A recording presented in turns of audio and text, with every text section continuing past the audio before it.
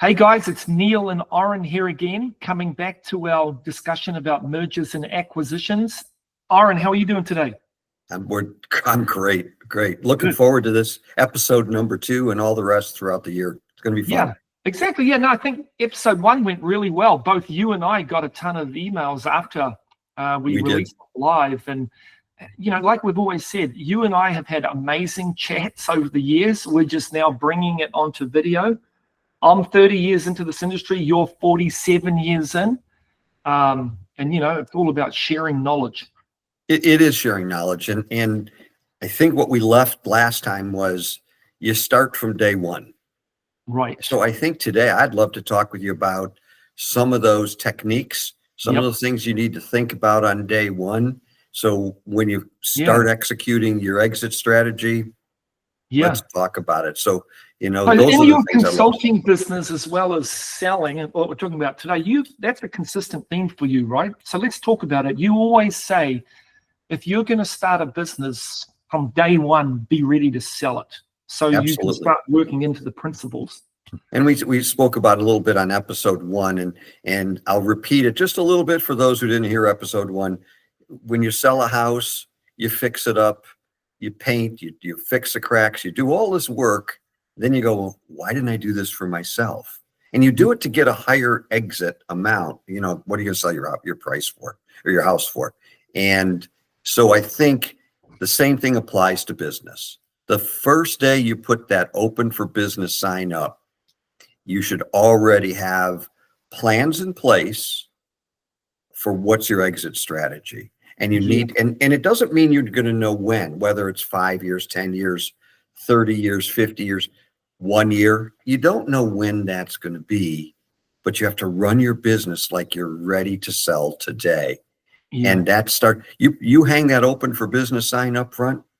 You should, every account you sell, every single piece of business you should be looking at should come with, what does that mean at the end? And if you do that, you'll maximize what you get paid at the end.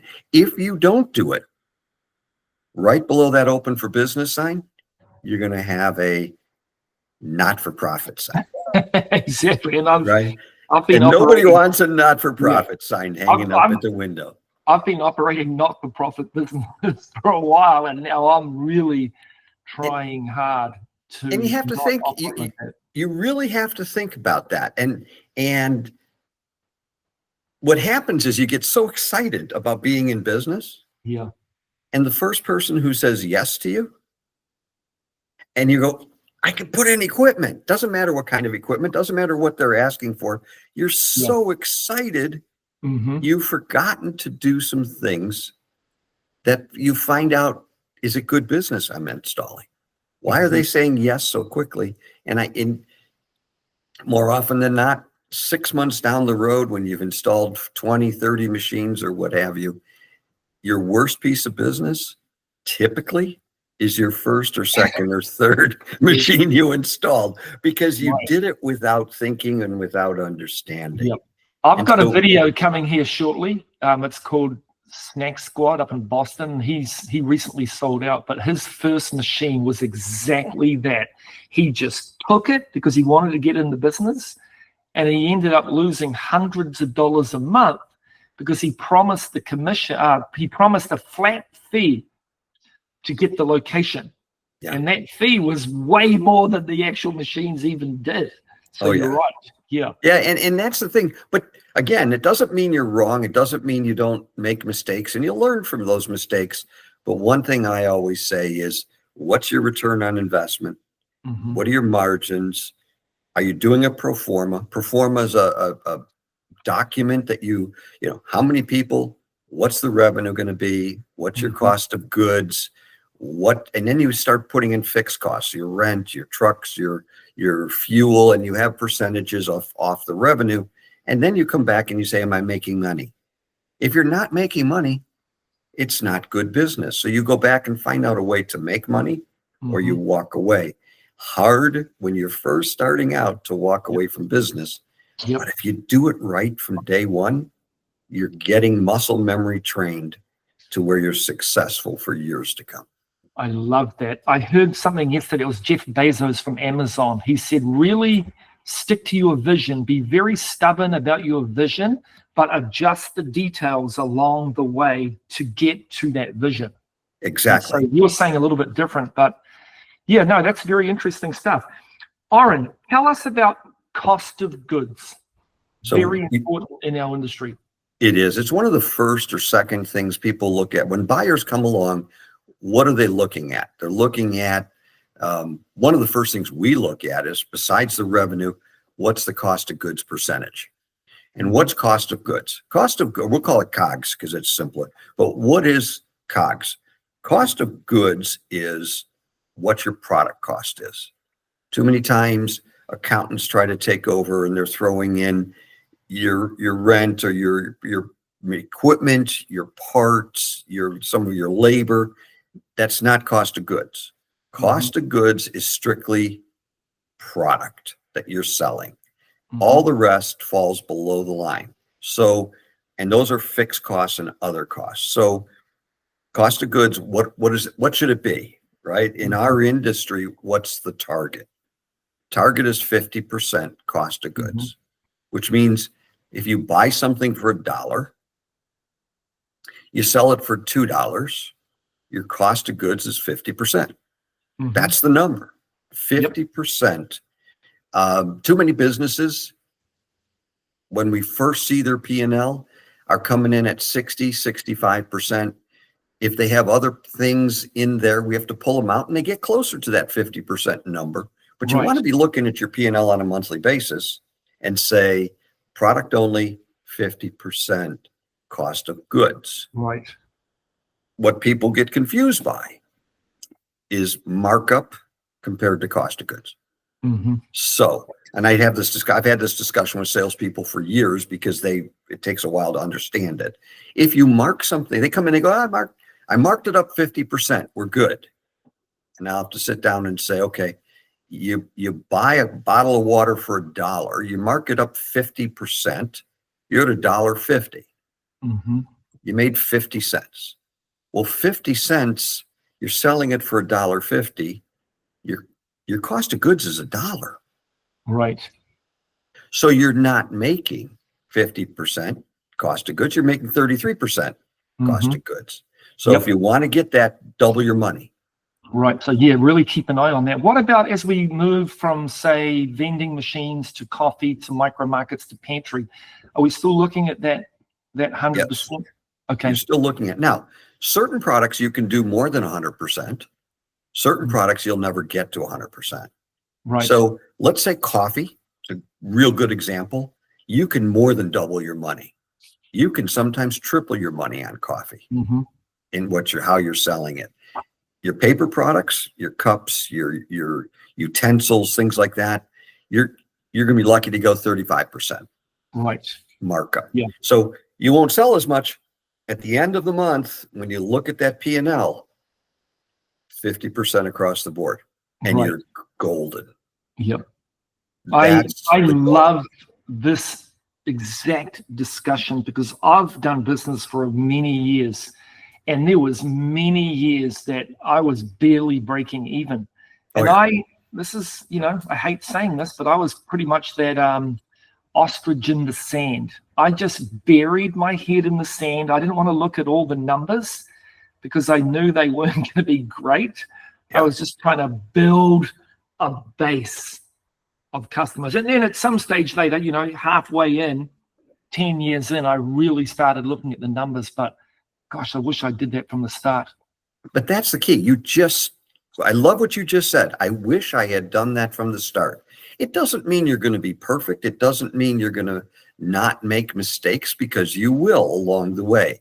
But that's your targets. And if you build the muscle memory, you won't come to Orrin when it's time to sell and say, I want to sell. And I go, there's some things we have to fix.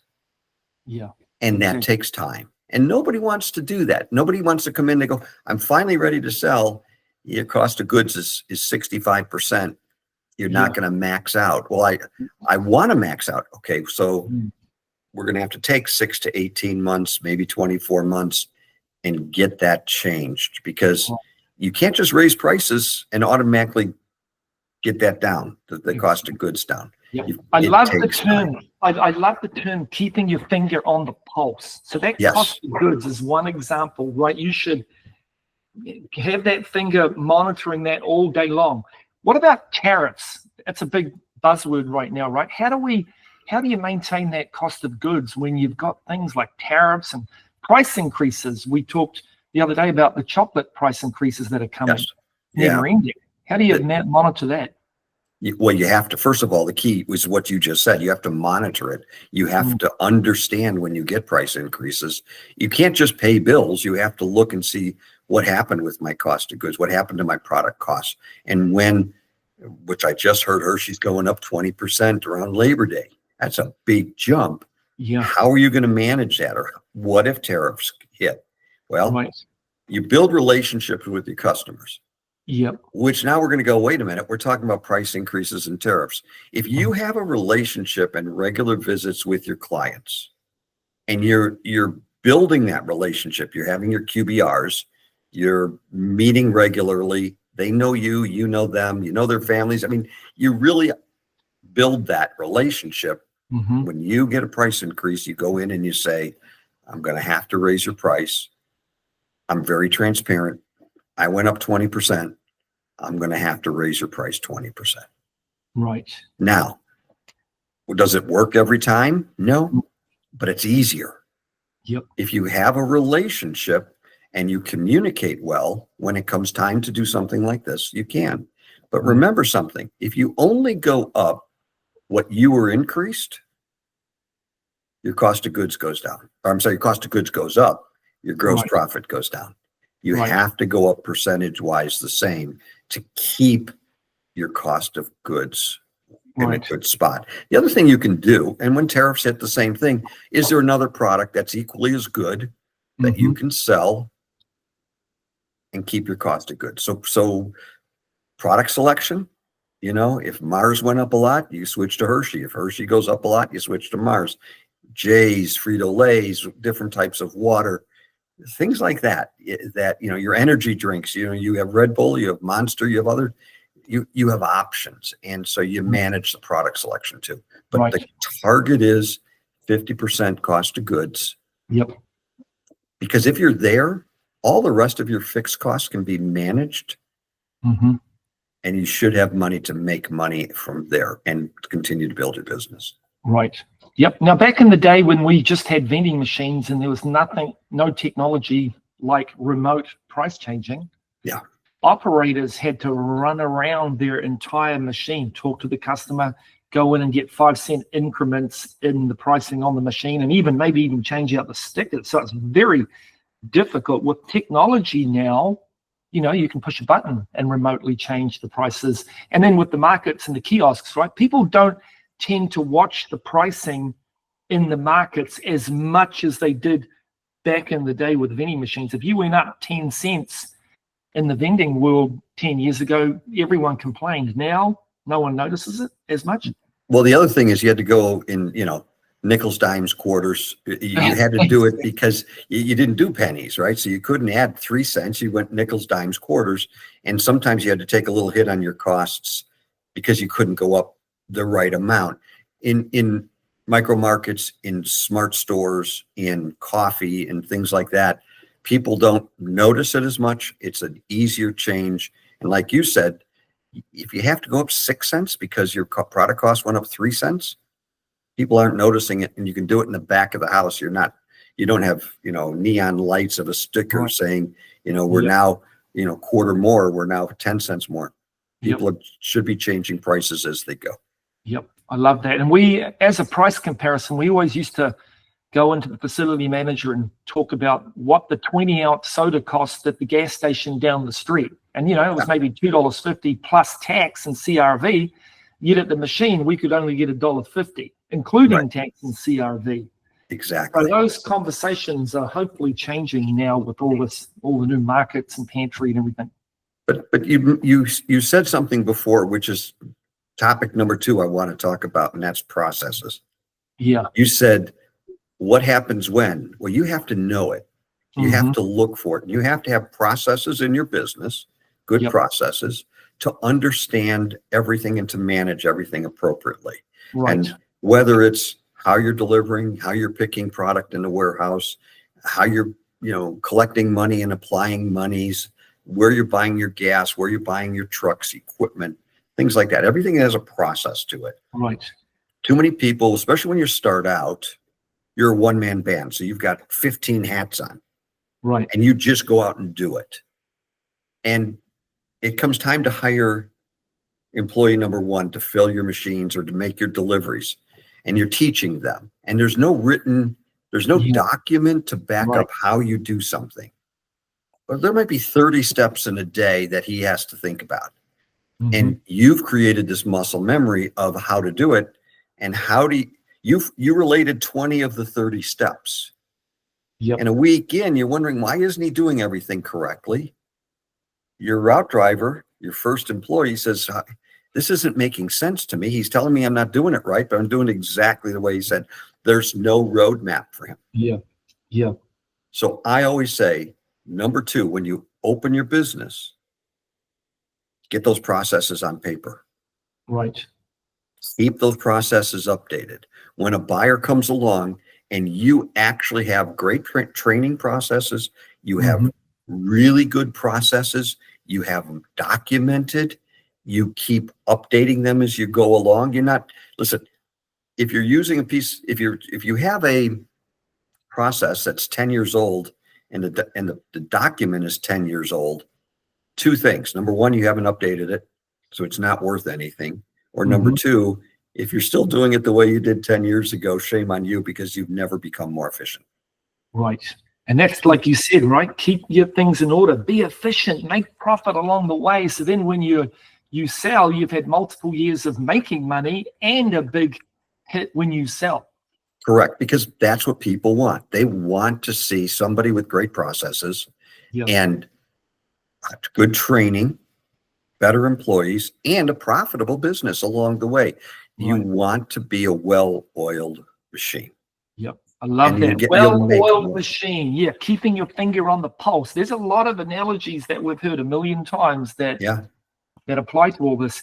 Hey, and what we're talking about here today is how to maximize your dollars. Now, if another vending / micro market company is looking to acquire your company and they're sitting back and going, wow, they've got no processes, everyone's buying gas randomly from any gas station, this could be a really great asset for us to pick up, 25, maybe not 25, but 20% cheaper to then we'll bring it in and we'll apply all those processes and make the money. So from a buyer side, there's two ways of going about it. Do you want it to be a lot of work to fix it? Right. Or do you want to pay a little bit more and bring it in? Yeah. Also, they might have better processes than we're using right now. Right. They might have great people right now. And so I'm willing to pay to bring that in, because if I buy $1 million company and I'm at $3 million, if they're doing it better and we can bring that process to my 3 million, I'll make more money on that piece too. Right. So yes, some people look just to go on the cheap, and I'll do it myself and fix it. You'll probably get turnover in people because they're used to doing it a certain way. They're not forward thinking. They're not looking for efficiencies themselves. When you run it right, you'll get more from the buyer, and everybody will be happier in the long run. Right. And gosh, you've got a great example, the Stein brothers in Chicago, Mark Vend. Well, they were a good example of that, right? When I think about we started, and this is another category, technology. When I think of the Steins, Mark and Daniel, there wasn't a new technology they didn't try. Right. And they wanted to invest. Most people invest in equipment, invest in people, invest in vehicles and things like that. Mark and Daniel pick to light, warehouse systems, handhelds, Google glasses. I mean, they were actually using Google glasses when we didn't even know what Google glasses were. Wow. And they always looked take Zippy. Weren't they one of Zippy's Yeah, first they were one of customers? the first 5 or 6 Zippy customers. Yeah. And so technology, they embraced. Yeah. They ran a great business. They were very good business people, but they also embraced technology. So, Right. and when they decided to execute their exit strategy, they came away very happy because the systems they had in place. So look for good technology. And Neil, you talk about websites, Neil. I would love to hear your take on a new person going into business. What should they invest in from website marketing, all of those pieces? Yeah. Because that's a major factor when you exit also, is how good is that? Totally agree. I was selling websites there with Vending Central for 17 years, and I recognized very early 2 things. One was our entire business has been built on cold calling, knocking on doors, handing out business cards and brochures, and being there right at the right time for when that other vendor makes a mistake and the facility manager's tired of it, they bring out the brochure. And now we transition over to what I call digital cold calling, having a beautiful website, having it ranked on the search engines, having good Google business listings. So when that facility manager wants to change, the first thing they were doing was going and searching on Google. Right. Now with ChatGPT, that Google shift has changed.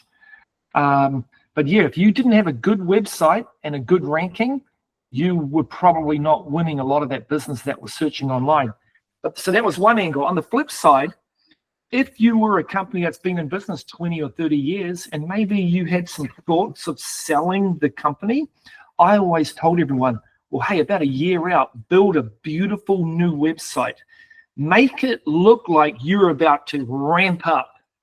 And that potentially could scare the competition into buying you, like, oh, wow, they're going to come and take a bunch of our accounts. So let's just buy them and take them out now.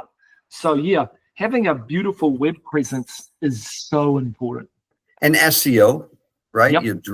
You drive, or SEO, that you're driving the people to your website, your new business. They have no, when somebody Googles you, they don't know if you're the best in the business or not. If you have a great website, they think of you as top 1, 2, or 3. Totally if agree. you've done your own website, a lot of people say, I'm not going to invest in that. Yeah.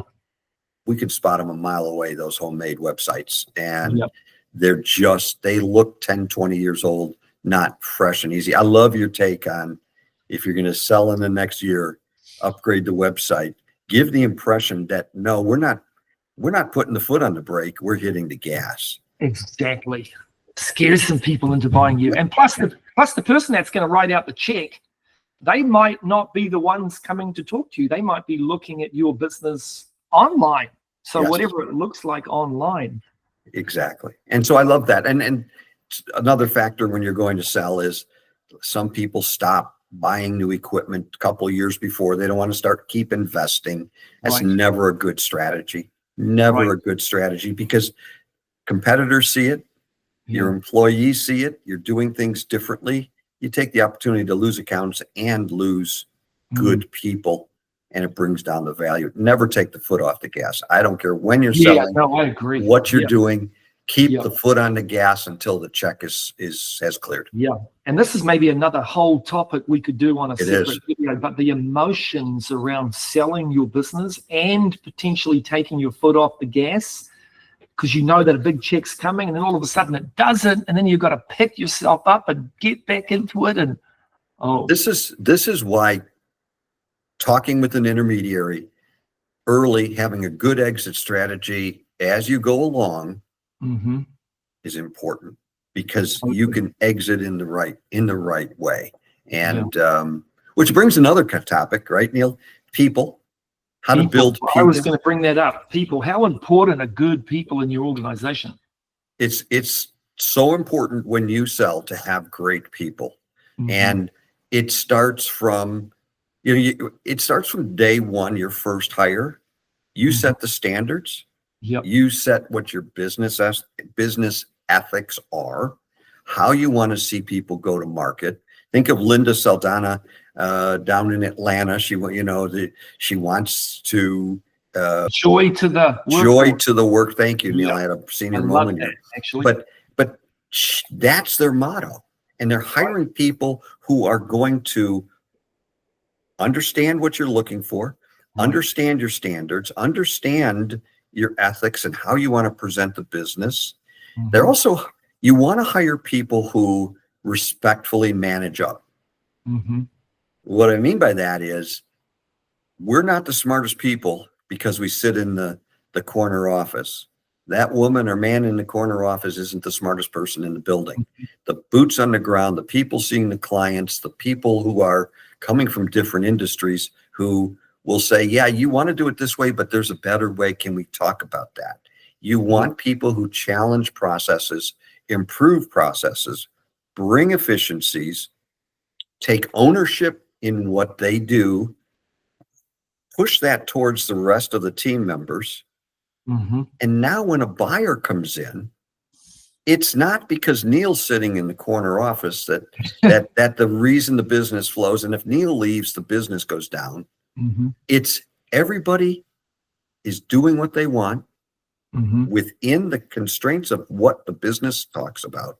They're rowing in the same direction. Whether Neil's sitting in the chair or not, that business continues to be sustainable in the same way.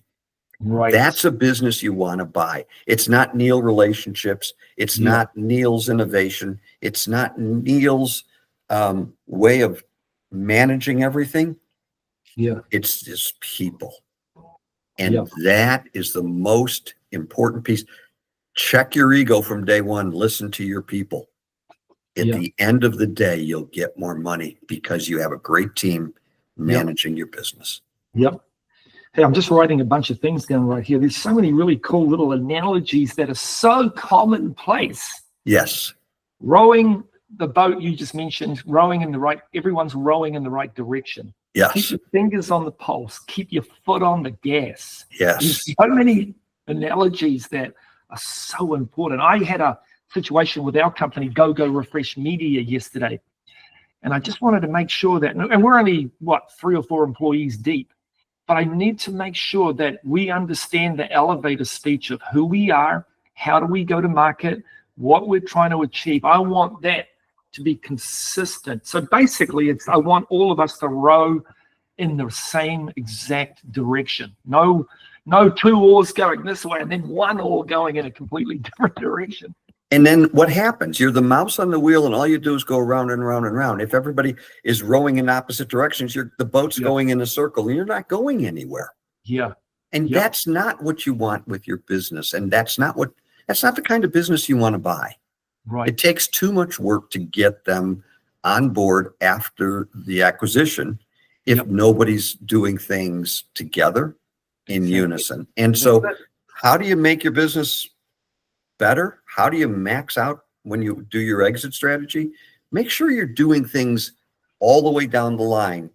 You're constantly putting fresh coats of paint on. You're constantly fixing cracks. You're constantly making that business more efficient. And in the long run, you'll make money along the way more.